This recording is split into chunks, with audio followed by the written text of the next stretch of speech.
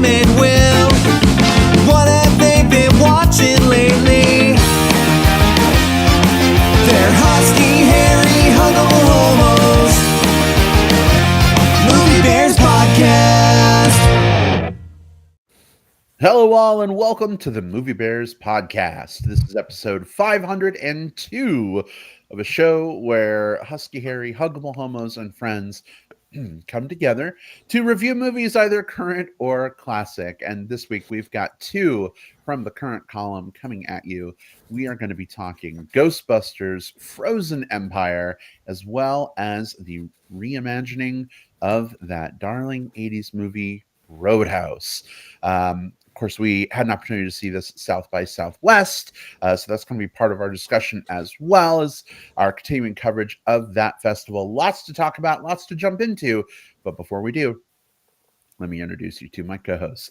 Jim Pugliafico is in the virtual studio. What the hell is up, babe? Let's see. Thank you first. And I'm here in the virtual studio getting ready to talk about two new movies. So we're back into new releases. So that's kind of exciting, and we'll see how that played out for all of us. But I'm excited. All right. Well, very glad to hear that you are excited. Let's go to our other co-host here and see if he is also excited. William Lindis is with us on the show as well. Will, it's been over a week since we left Austin, since we left the ability to reach out 3 inches away and touch you. How are you doing, friend? Doing great. And kind of to Jim's point, we're reviewing two movies today, so I couldn't be better. I love talking movies with y'all, regardless of what those movies end up being like. And I think we're gonna maybe see some different opinions on this episode, or some highs, some lows. I don't know. But the exciting part is the discussion. It's the hanging out. It's the equivalent of us. We've just dumped our giant things of popcorn in the bin. We've walked outside the theater and we turn to each other and say, well, what did you think? That's what we're getting ready to do with these two movies that admittedly we didn't do that with. Oh, goodness, indeed. Well, there is a lot to discuss on this week's episode of the Movie Bears Podcast. Before we get into our MBP Double Feature, we'll just throw out there that we are going to be talking about both Ghostbusters Frozen Empire as well as Roadhouse. Spoiler-free for about the first 10 minutes or so. Then we'll open things up to spoilers. From there, we'll give you plenty of warning before we start the spoiler talk. Unlike other podcasts that are like, spoilers start right now, and you have no time to hit pause or do anything, and they reveal what happens at the end. We promise we're not going to do that to you. I wasn't a stout, but... No, Bruce Willis was a ghost the whole time. Oh, William Lindis. I wasted no time. Okay. All right. So there you have it. That's how it's going to work. We're going to talk Ghostbusters first, and then we'll get into Roadhouse. Jim, Will, are you ready to rock this mofo? Yeah. Let's do that. Let's play it cool and rock this movie. If that's the best we can do for ice and ghost puns. And dude, that's the best I can do it too. Hey, talking about scared. ghost busting makes me feel good. All right. Well, busting always makes me feel good. Regardless of the movie. It's a different show, Jim. It's a different show. Yeah, just a little bit, but see me later, please. All right. Well, then, all of that said, we're going to kick things off with our discussion of Ghostbusters Frozen Empire.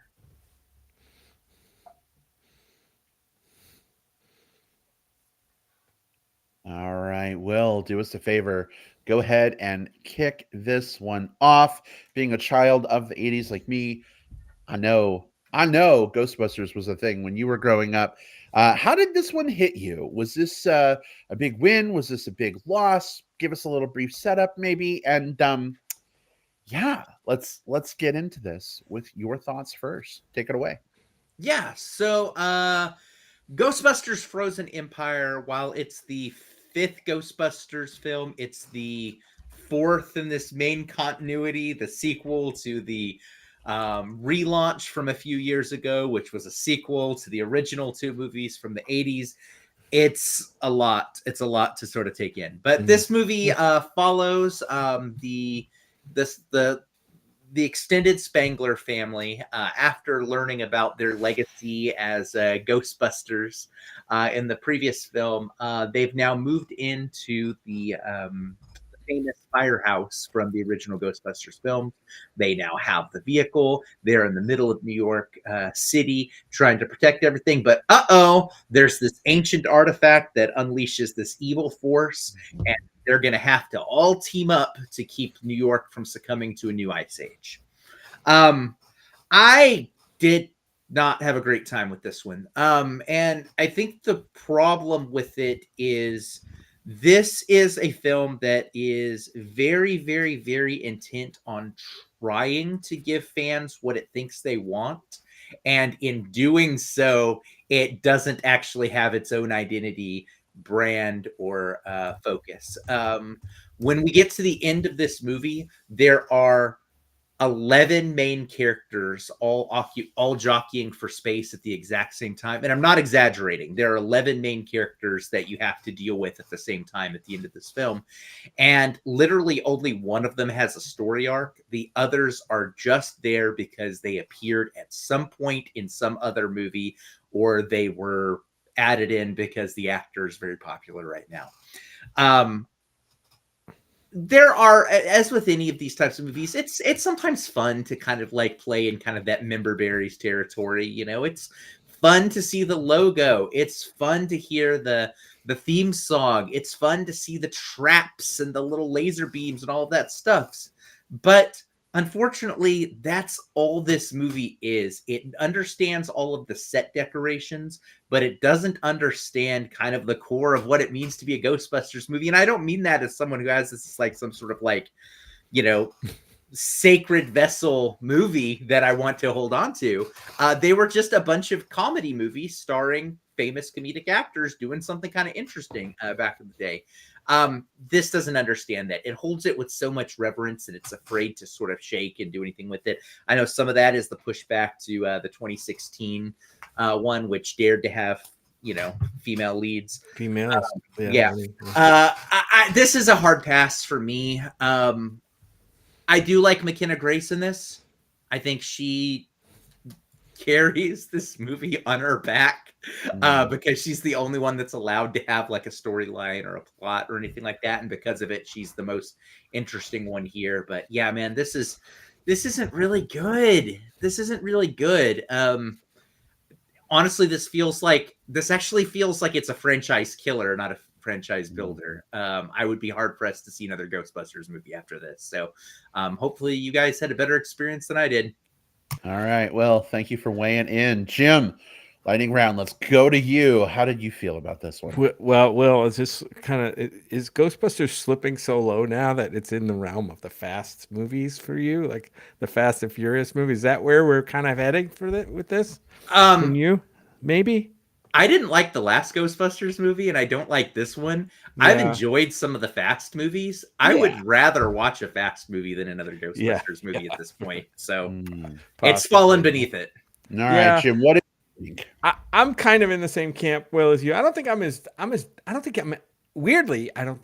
as far down on this movie as maybe you are. I think this movie is very mediocre, you know, popcorn entertainment that doesn't really push any of my buttons personally, but and I think there's reasons for that. A lot of them you covered, right? This film wants to have its cake and eat it too, right? It wants to set up the new Spangler family as the Ghostbusters, right? The Paul Rudd, who we love in other stuff. Carrie Coon is an actress that I liked a lot also.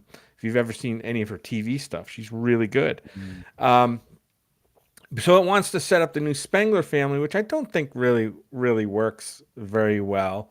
You know, Finn Wolfhard, I could give or take.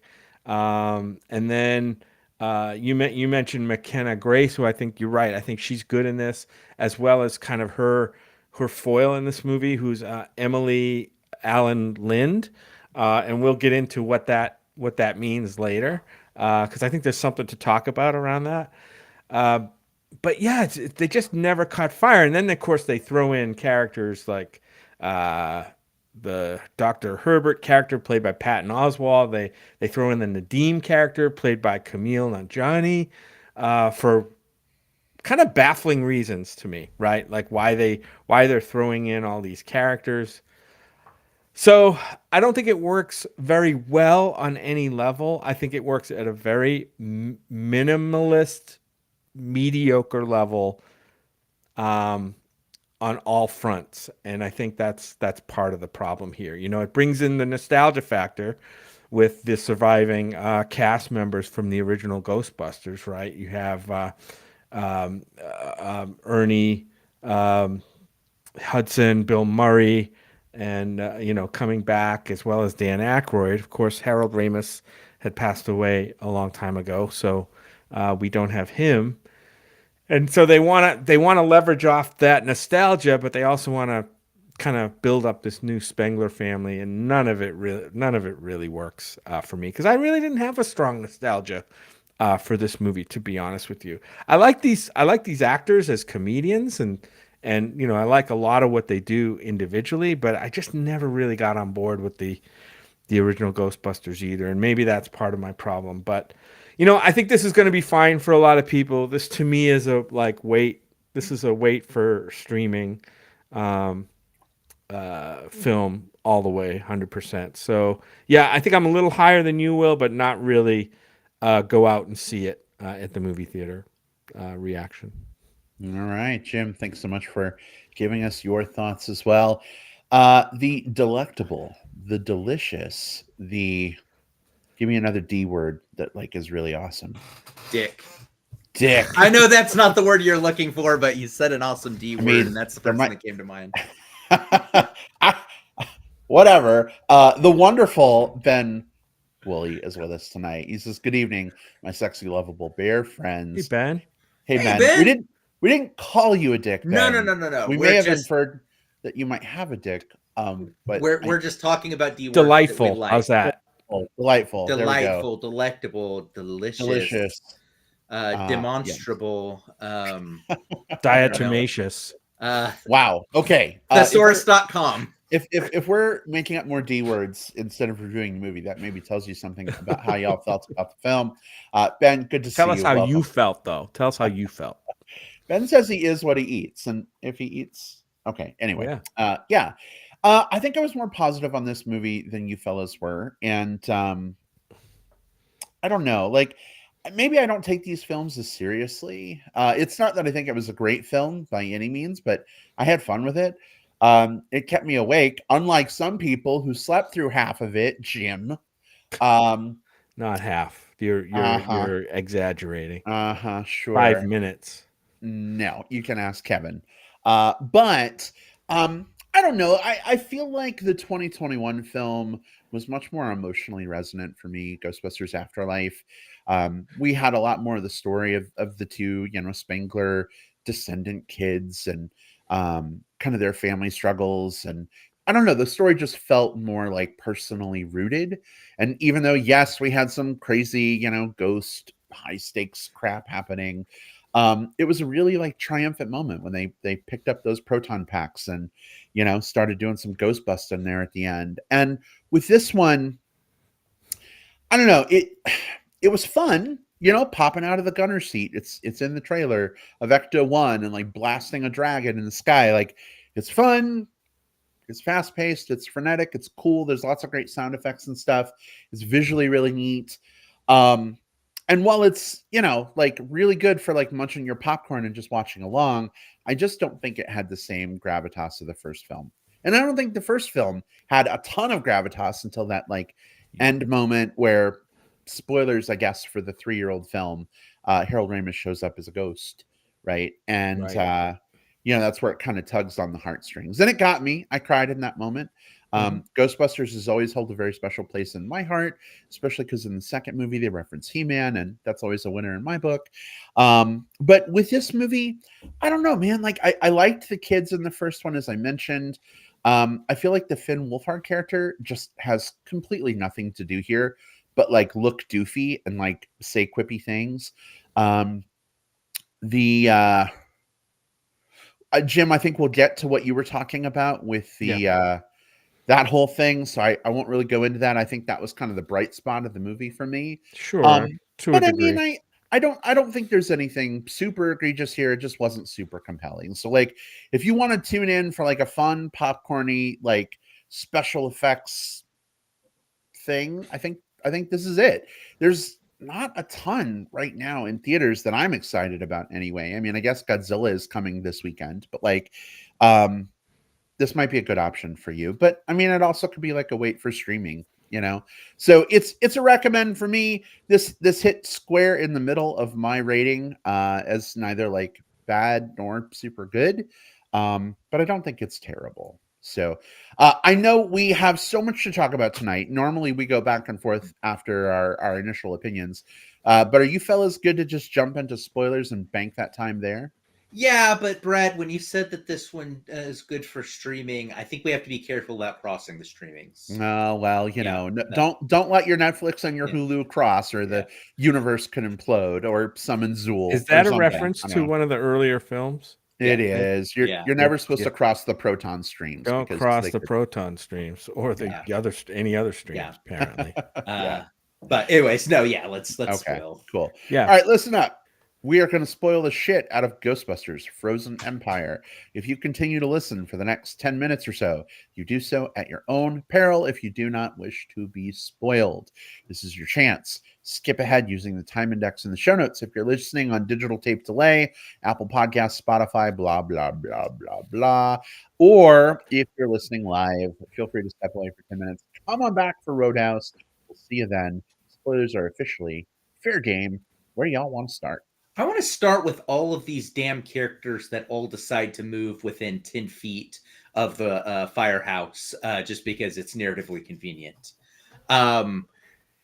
They make it a point to bring back the Celeste O'Connor and the Logan Kim, so Lucky and Podcast from the last movie, who both have moved from Oklahoma to New York just to be around the Ghostbusters Paranormal for different stuff. reasons. Right. And then they're given nothing to do. There's no Nope. storyline for them. They are just there to also be in the scene with other characters. Same with all of the I will say the Dan Aykroyd character, Ray Stantz, he had some stuff to do in this, but Bill Murray and Ernie Hudson and Annie Potts all show up in this movie, especially at the climax. They put shit on, they point it, and they immediately do absolutely nothing. Annie Potts is literally just there to be invited back because she's legacy.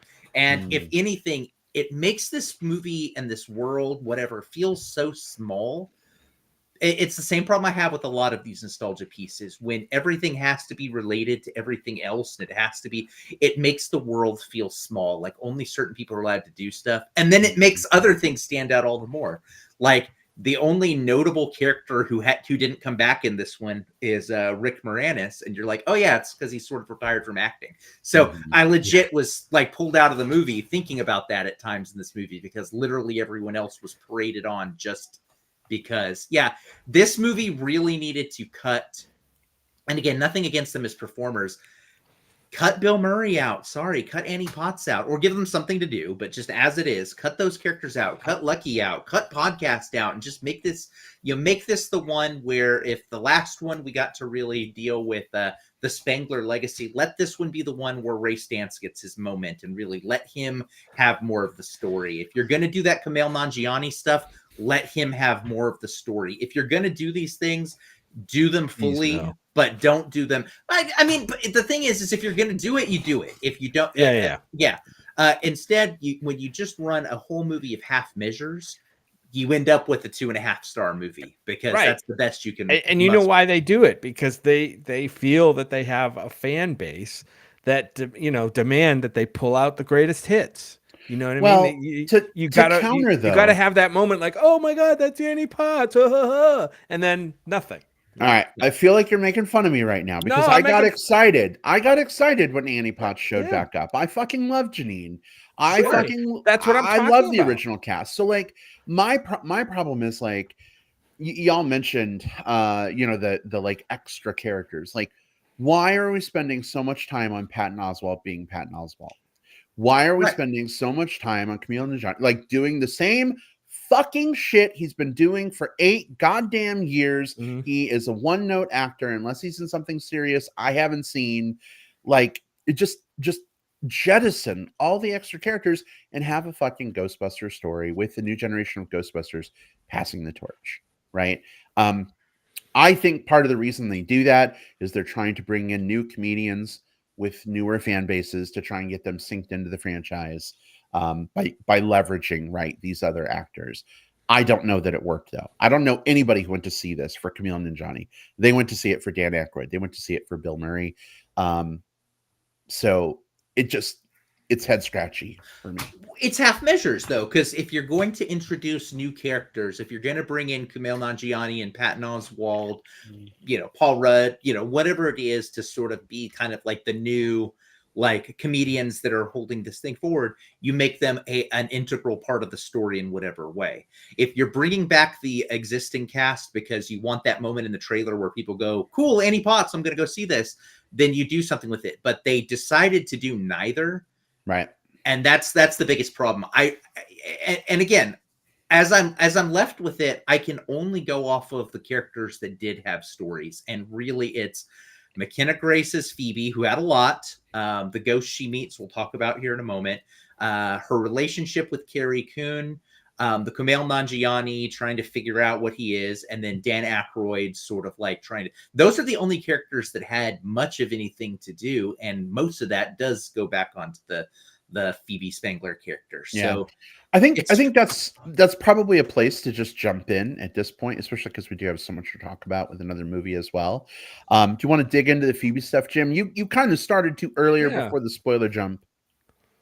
Yeah, I didn't want to bring it up because it is kind of a spoiler that Phoebe has this cross-dimensional relationship with a character named Melody, right? Who is a ghost.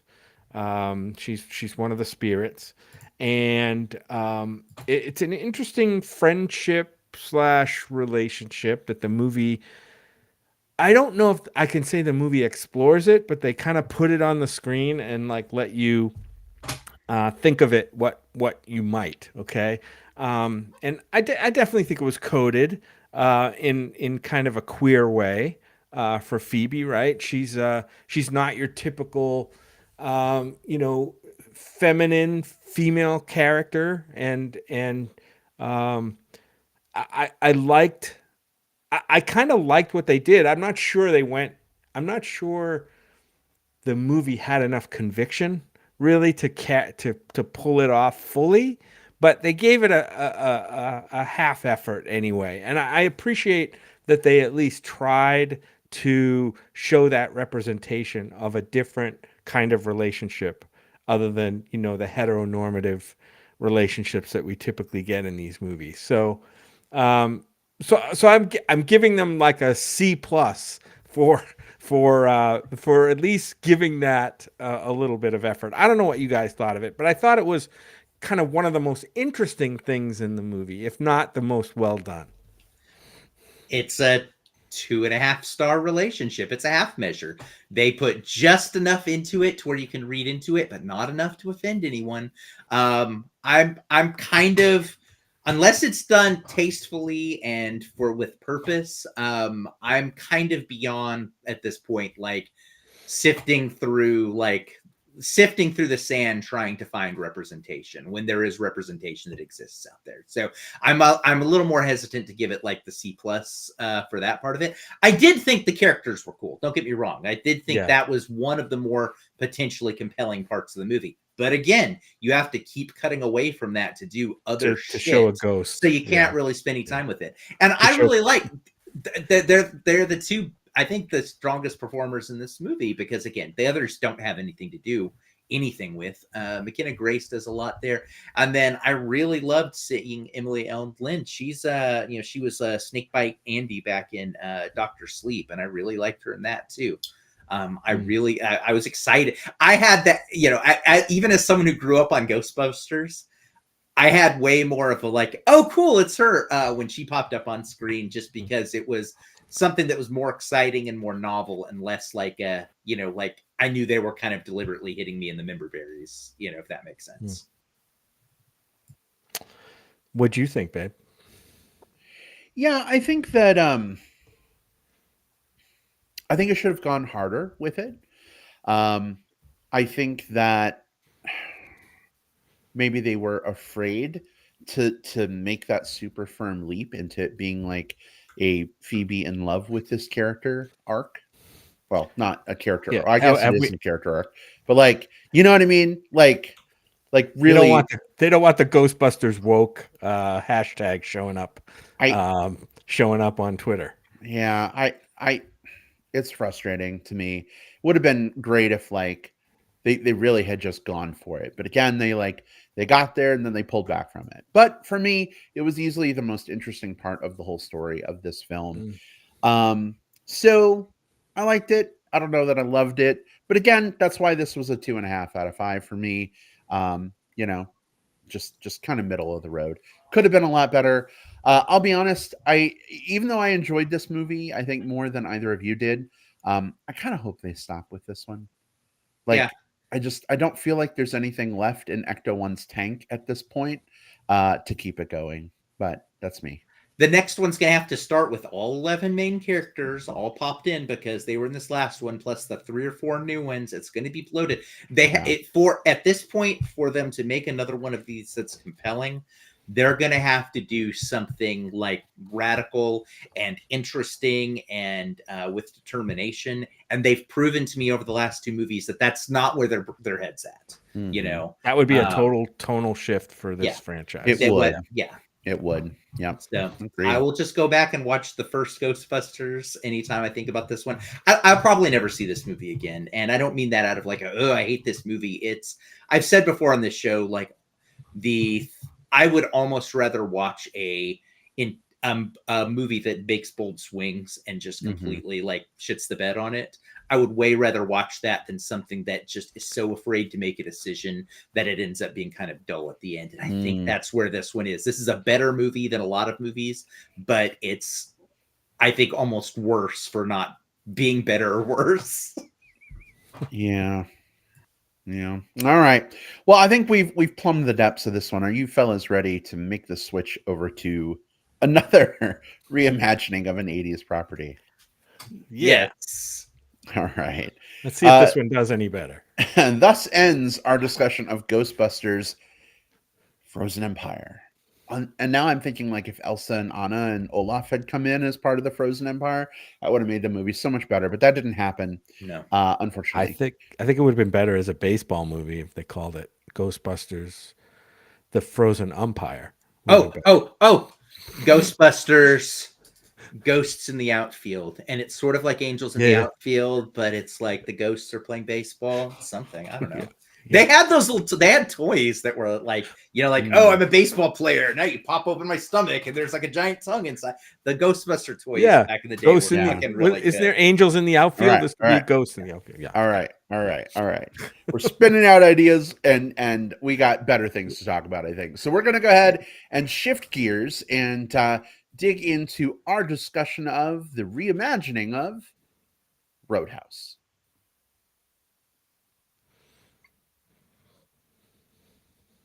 All right. So we recently had the opportunity to attend South by Southwest Film in Austin, Texas. 9 days of lots of fucking movies. Roadhouse had its world premiere at South by Southwest, and we got an opportunity to attend that. Jim, if you don't mind kicking this movie off and maybe just kind of talking a little bit about the experience of seeing the world premiere with the director and the cast and digging into what you thought. Spoiler free, of course. Yeah. That would be awesome. Mm-hmm. Yeah.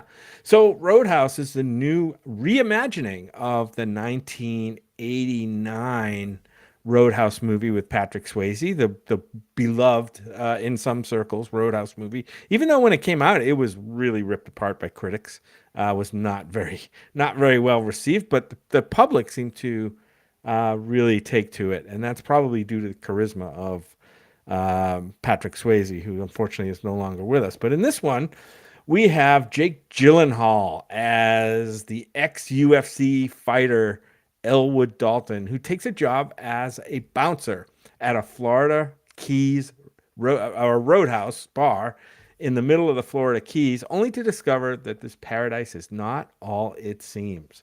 So, besides Jake Gyllenhaal, this one stars Daniela Melchior, Conor McGregor, Post Malone, who I've seen written as Austin Post, and I don't understand that. Joaquim de Almeida, who we've seen in a lot of other stuff. Jessica Williams. Lucas Gage, who I thought I recognized, but I wasn't sure where until I looked it up today. He was in White Lotus as the hotel worker who would go into the office of what's his name and do strange things with him. I don't know if you remember that, babe. He was like the bellboy or the bellboy in White Lotus. Uh-huh. But yeah, this movie is now out on Amazon Prime for everybody with Amazon Prime to watch. It's streaming. So this one did not have a theatrical only release. We did get to see it at its world premiere at South by Southwest. This was the opening night film. Very exciting event. We saw it in a packed house of excited fans, and it was a good experience. It was a great experience, just like most of these opening night events at South by Southwest really are. I mean, everything's heightened. The excitement, the stars are there. They're in the audience. They're walking down the aisle next to you. You know, it's a charged atmosphere, and I think I enjoyed this film when we saw it at South by. I think I enjoyed this film certainly better than I enjoyed the Ghostbusters movie. That's for sure. But this one has a lot going for it. It's probably doesn't have the charm and the chops of the original Roadhouse movie, which I did watch recently before we went to South by. So at least I had that in me. But yeah, I think Jake Gyllenhaal is good here. I think he's really good. I think at the deadpan comedy that he's doing here. He's kind of a reluctant, tough guy, right? He's an ex UFC fighter with a past that's following him or weighing on him, and he's kind of a reluctant, tough guy who gets hired as a bouncer because he's good at fighting. But you get the sense that he really doesn't want to do all that. So, but he's got a really dry sense of humor, which I think to me is between that and some of the action sequences are the strength of this film. So, yeah, I think this one's worth a watch on Amazon Prime. It's not one you're going to run out to the theaters to see because it's not released in that way. So I think it's worth catching, especially if you're a fan of the original movie and you want to compare this, the 89 movie you want to compare them to this. Again, it's not an exact remake, but it is a reimagining. So it has some of the same element and character motivations. But yeah, I think this one is fine. I'm just going to say it's fine. All right. Are you saying the movie's fine or Jake Gyllenhaal is fine? Or the movie is fine. The movie is fine. Okay. I like Jake Gyllenhaal as an actor. He's not my man type, but I like him a lot as an actor. Hashtag man type. All right. Man Thanks, type. Jim. Appreciate that. Yeah. Will, how about for you? Seeing this at South by, do you feel like you had festival goggles on? Did it impact you at all? What are your thoughts? So I know coming out of this, I was the lowest of the three of us on this one. It's funny because this episode for me is a tale of 2.5 star movies between Ghostbusters and this. That said, the type of 2.5 star movie that Roadhouse is one that's much more agreeable with me, because I think that what this movie does do is it makes choices, and it makes those choices for a reason. And sometimes those choices work, sometimes those choices don't, but you can see like a definitive vision of kind of what they're trying to do here, which is sort of evoke that feeling of like, the 80s, and I don't mean like the setting of the 80s, but I mean like there was a certain type of movie, kind of a vibe type movie from the 80s, where it'd be like beautiful people on boats, gunfights, who's smuggling the drugs, that Miami Vice stylish thing, which we got to see sort of play out through the course of this, and all of the decisions that the writers and then director Doug Liman put together here, I think go towards that.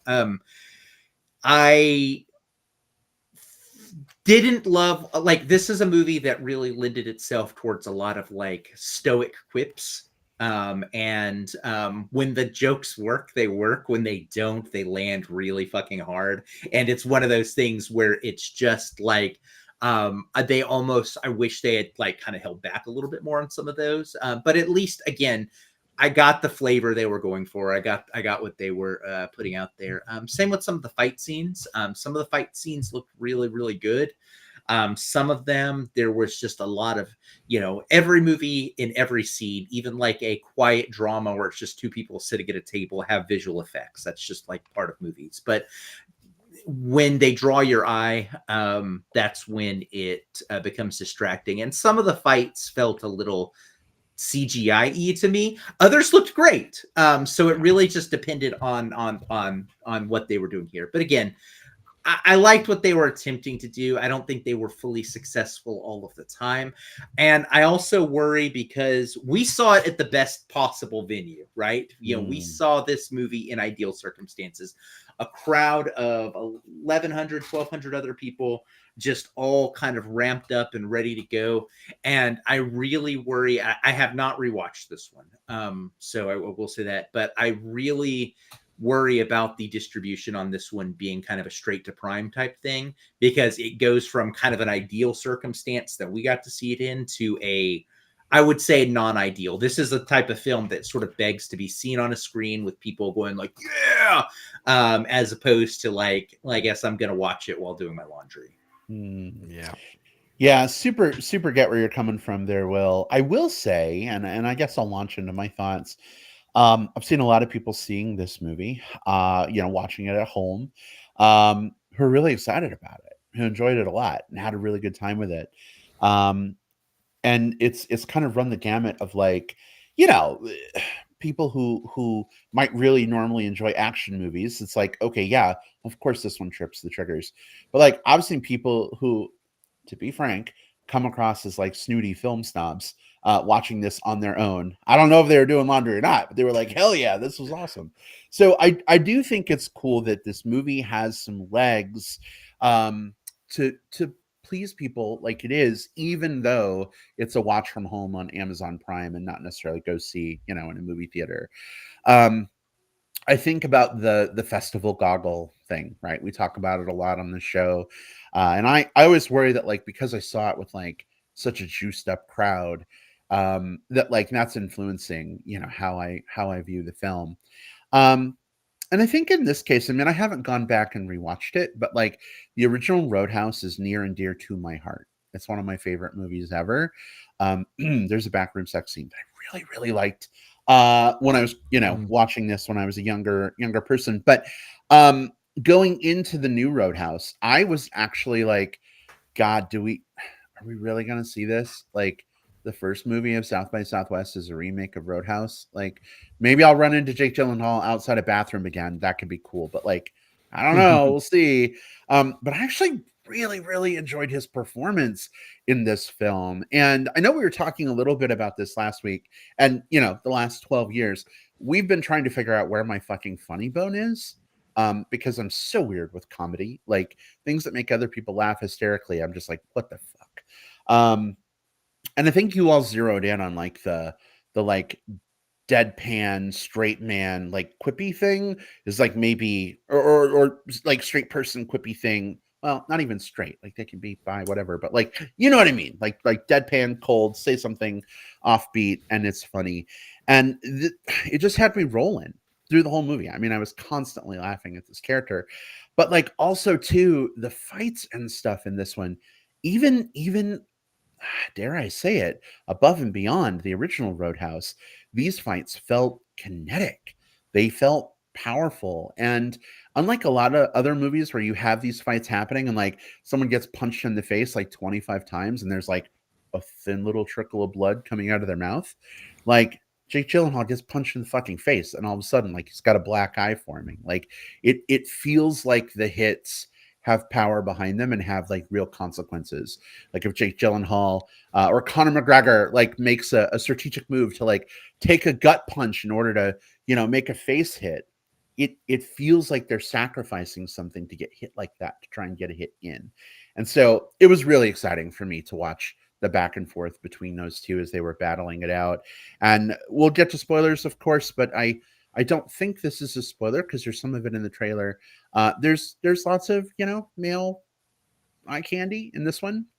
There's some nudity in this one, which is a really fun element for me as well. It just kind of kicks up another little bit of a notch. But I have to say the real delight was Conor McGregor. Didn't know who he was before this movie. Saw him in the poster and I was like, oh yeah, okay. Like he's my speed. I'll see what this person has got. But beyond just being hot, he was a lot of fun to watch. He really, really chewed the scenery and hammed it up in this one. And I felt like he was a good foil for Jake Gyllenhaal's like deadpan, you know, whatever you want to call it. So I don't think the festival goggles totally got me. Maybe a little bit, I'll admit. But I think by and large, this movie, for the reasons I mentioned, really, really stands tall for me. Yeah, I really liked the character here of Dalton.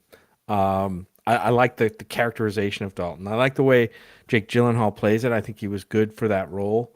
It's an interesting role for him, like to play a tough guy. I mean, I don't think that if you were casting a movie like this, you would have necessarily settled on Jake Gyllenhaal as playing your lead tough guy. But then again, maybe if you were making the '89 movie, you wouldn't have settled on Patrick Swayze either as your lead tough guy. So they kind of share that a little bit. And I think as far as Conor McGregor goes, babe, the good thing about this movie being released, now you can turn on the subtitles for when Conor McGregor talks. You can understand what the fuck he's saying, which we did not have at the at our screening. And yeah, he's kind of the opposite, right? Of they're both badass tough guys, both Dalton and the Conor McGregor character Knox, I think his name is. But they're kind of opposites, right? The Knox character is a totally fucking over the top, you know, macho on steroids, just like wrecking machine. And Dalton's, you know, has the quiet approach, but is just as tough. So there's more I'd like to really talk about with those two, but I feel like I Yeah, don't want to give away any spoilers on what I've got. I think this is probably a good on ramp onto HI spoiler whatever road. What do y'all feel? Are we ready? I don't think I spoiled anything, did I? No. No, There's no. more. I'm hesitant to sort of like piggyback. Oh yeah, you want to chime in with spoilers? Let's get into it. Yeah. All right. Spoilers for Roadhouse are officially going to be fair game in about 30 seconds while I awkwardly ramble on to give you time to reach for your media controls while you're listening on digital tape delay, or say adieu and step away. No plugs this week because we did 2 reviews for this episode. So if you haven't seen Roadhouse, you don't want to be spoiled, you're listening live, come on back next week. Catch us for Godzilla, Kong, whatever the fuck it is. And Frozen Empire. In the Frozen Empire. Yeah. Elsa and Olaf and the Ghostbusters. Actually, I would watch that. Anyway, spoilers, they're totally happening. Will, let's go back to you, friend, because I think you had some thoughts you wanted to lay out. Yeah, it goes back to that idea of intentionality with the casting. You know, by itself, you know, Conor McGregor is an interesting fellow. You know, his background being sort of like a UFC fighter slash what's the right word? What's the opposite of media darling? Whatever that is. You know, he's got an path. But this movie understood exactly what it wanted to do with each of its characters, right? So you've got the Billy Magnuson character who is playing sort of like a specific type of villain who is more about like the kind of pointing people in the right direction and saying go go go. A Whereas mob boss you've guy. got Yeah. the Jake Gyllenhaal's character, whose job is to sort of be like macho Deadpool, and that like he's like he does the quips but with like the straight face. But then you have of course the Conor McGregor character, who, and this is what I wanted to talk about without too much, they let him just do some just off the wall batshit crazy stuff, whether it be just like walking around bare ass naked beating people up for their clothes, or like jumping off of like speeding boats into like hand-to-hand combat, or like even some of like even his, weren't spoilers, even his like death like defeat sequence is like the most over the top in the entire movie. So I think that's, you do that intentionally. And so again, while not every part of that completely works for me, I like that Doug Liman looked at all the pieces that were on the board, the writers looked at all the pieces that were on the board and said, okay, how do I use these in the most entertaining way possible while still kind of telling this story of this like broken guy who is trying to patch himself up through the relationships he builds while doing the only thing he knows how to do, which is put people in the hospital. Like, I think all of that is a very compelling package. And then drive them to the hospital, right? Because Yeah. that's what kind of Oh, that's the kind of bad guy, tough guy he is, right? He'll tell you he's going to beat you up, and then he'll beat you up, and then he'll offer you a ride to the hospital. Oh, I will say the best character this entire movie was one of the criminals. I think his name was Mo, played by Arturo Castro. Oh yes, he was the guy who, at the very beginning, is one of the thugs. He gets his arm broken, and then after that, like he's just always around, just sort of like, oh yeah, this guy's tough, and kind of take a step back away from it. I always liked when he was on the scene. He was an absolute scene stealer. his Give him jokes his were own pretty movie. funny, right. That little guy, his jokes were pretty funny. One thing I will say is that this movie didn't really, I think it tried, but I don't think it succeeded in like digging into the characters very much. I know that Dalton had a background. There was an incident that happened to him in his UFC career, but I don't think that had the resonance, and I don't think it equated or resulted in any emotional resonance with that character. There's also a girl who works in a bookstore, like a little girl, that supposedly he likes, not in a romantic way, obviously, but he develops like a little friendship with her. That didn't really seem to resonate as much as I thought it could have. I think the movie knew what it wanted. It was really about the fights. It was about the main characters. It was about him against this local band of thugs, and that's where it put its energy. So I don't know if I can criticize the movie for not giving me more of an emotional resonance when I really don't think the movie had any desire to go for something like that. Yeah, Brad, what was your? I was going to ask you, like, kind of what were some of your favorite parts were. Or well, like I wanted to respond to what Jim said, but it was like taking my brain a moment to like catch up and process. I think for me, I disagree. I mean, I love you, babe, very much, but I think there was emotional resonance there with sort of the incident in the Dalton character's past. I think it sets up this like whole dichotomy of like why he will let himself do violent things, but like he tries to hold back as much as he does.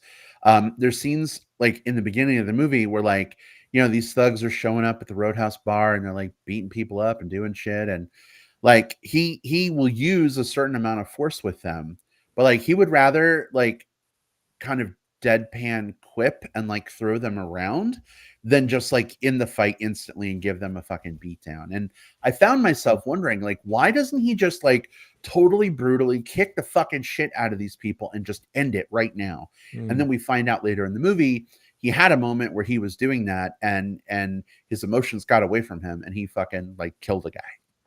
Yeah. And so go ahead, Will. I was going to piggyback and just say that, like, I agree, Brad, in that, like, this movie, I mean, there's different types of movies, you know, like if you're watching a movie like, you know, I talked a couple weeks ago about The Taste of Things, which is just a drama about two people having a subtle relationship over their enjoyment of food.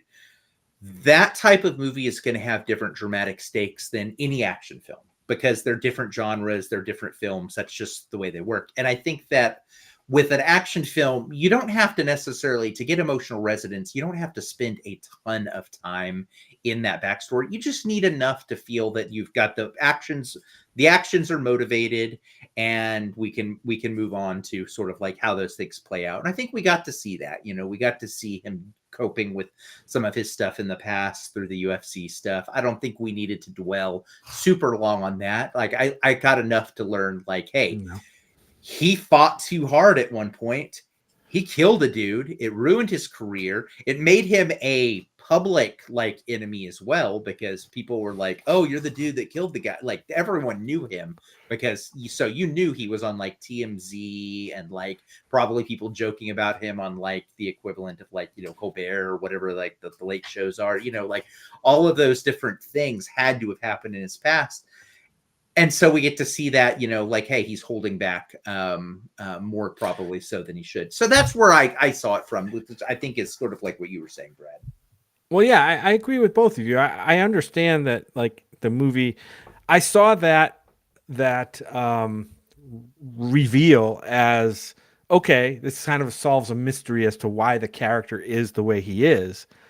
I just didn't feel it. I didn't have a feeling there. Like, okay, he killed a guy that was supposedly his friend that we didn't even know about, didn't know anything about, and that doesn't make me necessarily care more about this character.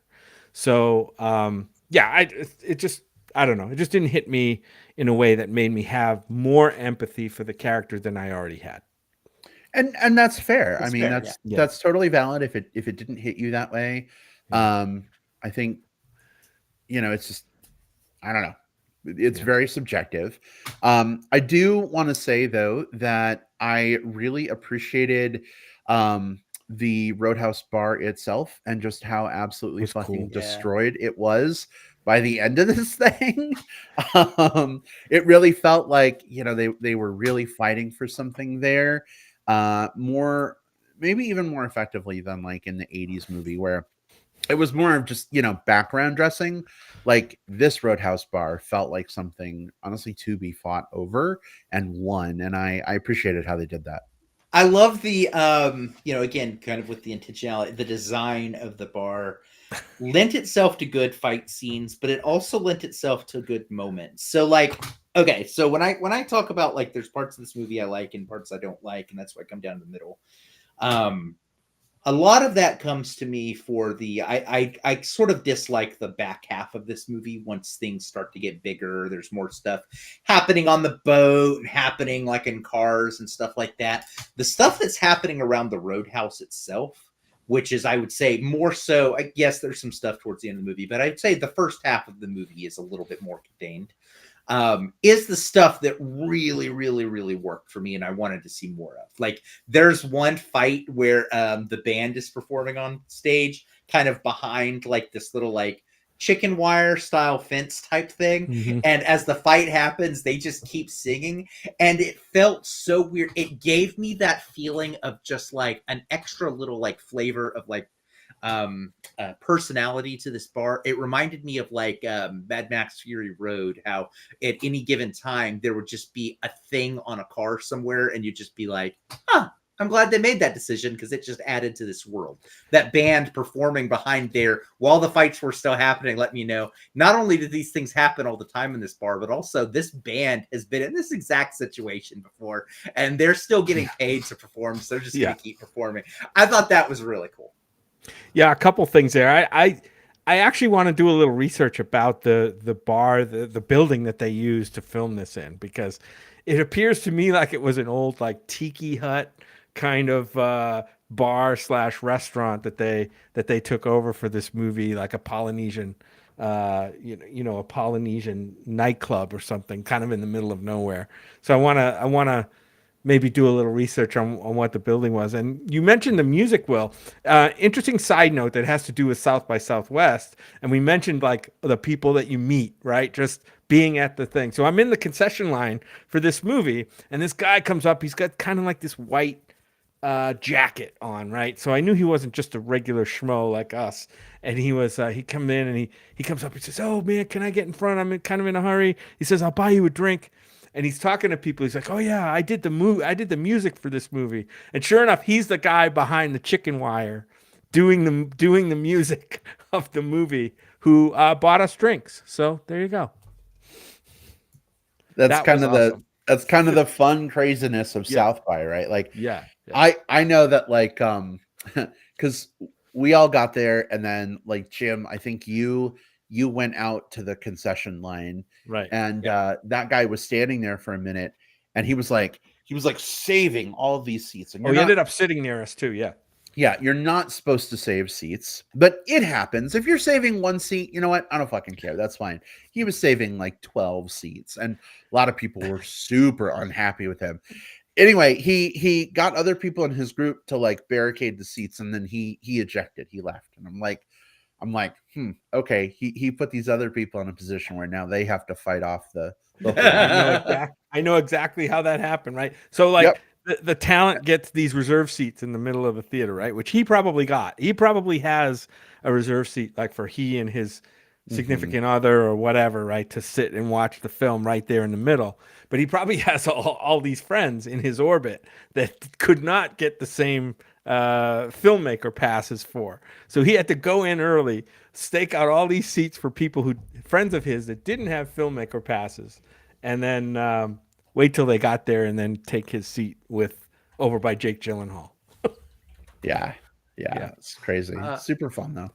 Jim, one thing you mentioned at the very beginning, Austin Post and versus Post Malone. So just wanted to kind of flag that here. Please clarify. I have no clue. Austin Post is his like birth name, but he's a really, really well-known musician named Post Malone. And so he's known for his music, but he's acting under Austin Post. It's not unlike, like when you saw like Dwayne Johnson kind of distancing himself from The Rock as sort of like two separate entities. Interestingly enough, you've heard a Post Malone song. Do you remember back in Spider-Man Into the Spider-Verse, the first of the Miles Morales ones, where at the very beginning of the movie, he's got the headphones on and he's doing that, and he's kind of like singing. That's a Post Malone song he was singing. Gotcha. Yeah. Gotcha. I knew he was a musician. I just hadn't. I wasn't that familiar with him or his music at that point. Yeah.